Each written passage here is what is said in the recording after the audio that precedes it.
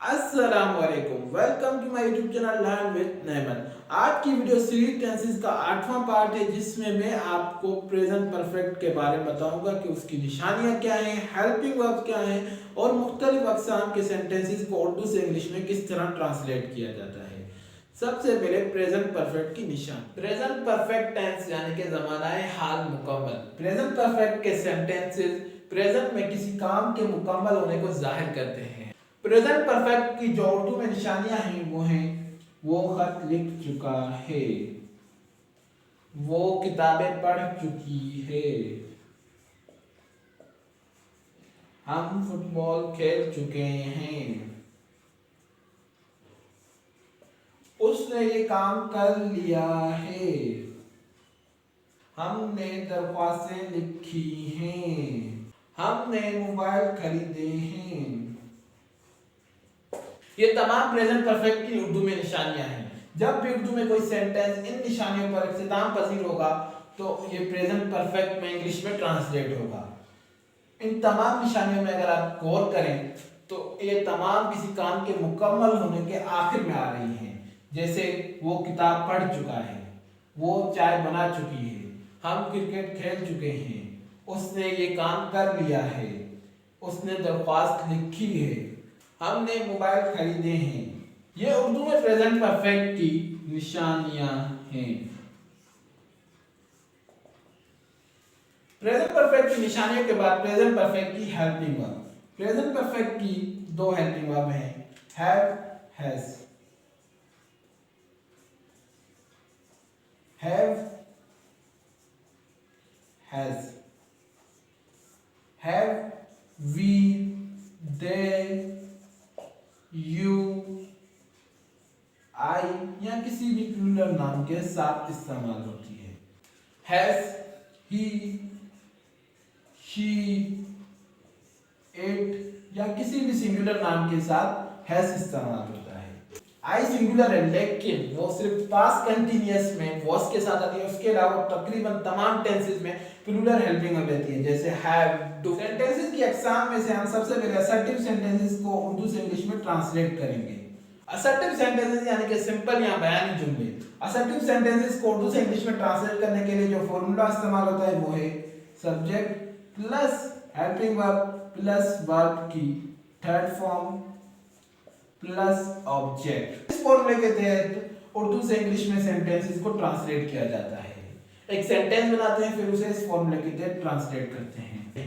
वो खत लिख चुका है। इस सेंटेंस में हमें निशानी मिल चुकी है कि ये प्रेजेंट परफेक्ट का है, तो हम इसे इस फॉर्मूले के तहत ट्रांसलेट करेंगे। Subject he, helping verb has, verb की थर्ड फॉर्म यानी कि राइट की written, he has written a letter. इस सेंटेंस में हमारी हेल्पिंग वर्ब आ गई और वर्ब की थर्ड फॉर्म राइट की जो कि रिटन है।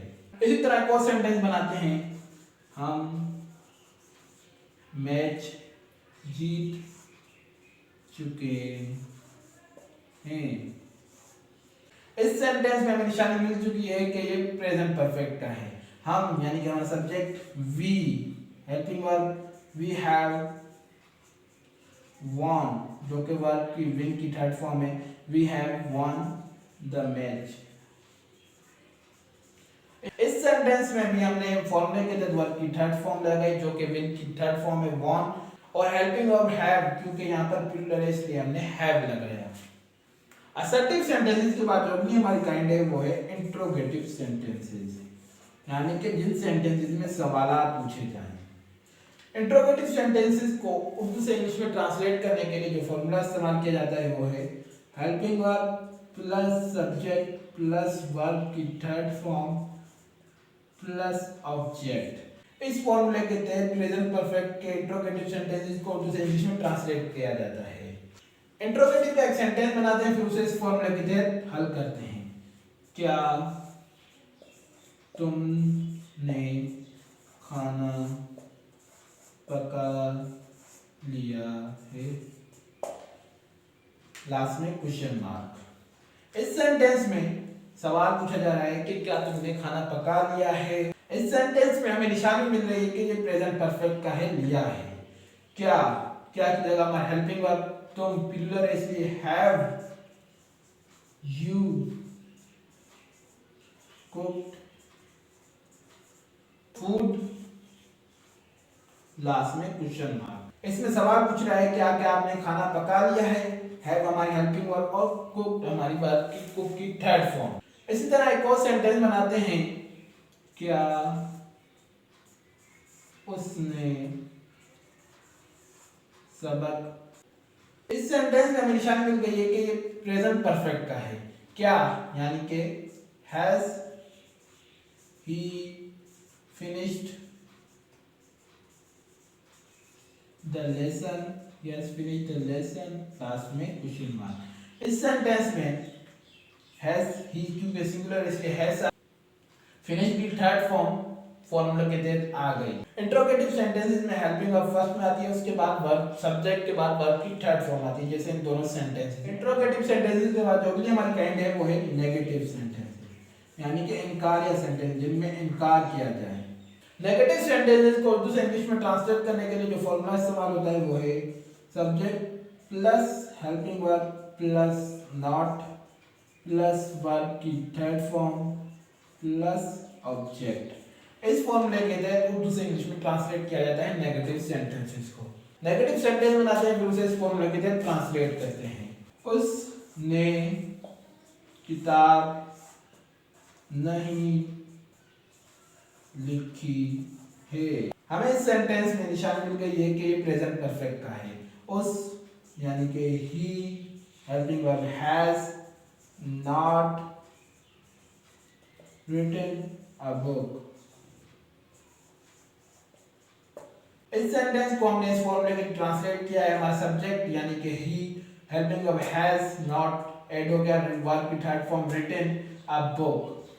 फॉर्मूले के तहत हेल्पिंग वर्ब के बाद नॉट का इजाफा किया गया इस सेंटेंस में। इसी तरह एक और सेंटेंस बनाते हैं नेगेटिव का, हम मोबाइल नहीं खरीद चुके हैं। इस सेंटेंस में इनकार हो रहा है कि हम मोबाइल नहीं खरीद चुके हैं और हमें निशानी मिल चुकी है कि प्रेजेंट परफेक्ट का है। हम यानी कि हमारा subject we have not bought mobiles,